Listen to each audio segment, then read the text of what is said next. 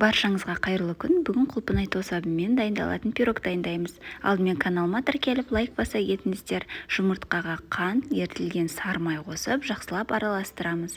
Содан соң үстіне қопсытқышпен ұн салып, қамыр илейміз.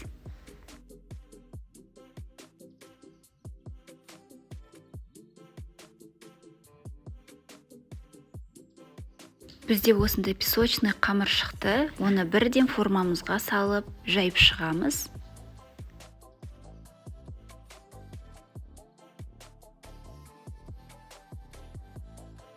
Начинкасына кірісеміз. Кез келген проценттегі творогты алып, оның үстіне жұмыртқа, қант және де сметана қосып, барлығын біркелкі болғанша блендермен араластырамыз.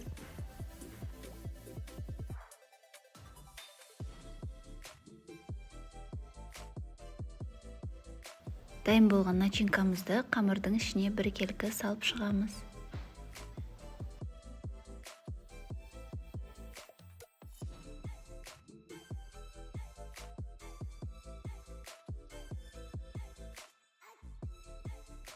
Содан соң кез келген тосап немесе джемді алып, осылайша бетіне жағып шығуларыңызға болады. Бұл жерде менде құлпынай тосабы, видеодағыдай шпажканы алып, түрлі узорлар сызып шығамыз.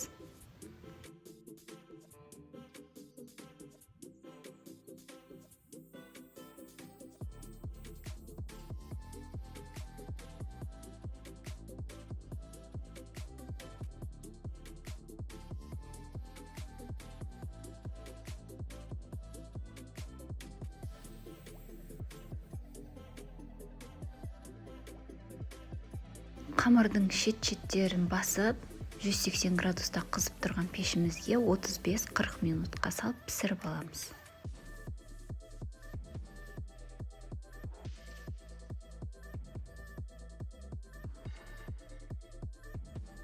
Мінекей біздің пирогымыз дайын болды. Ыстық шаймен ыстық пирог өте жақсы үйлесім табады. Дайындап көріңіздер.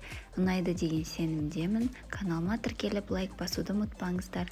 Баршаңызға ас болсын.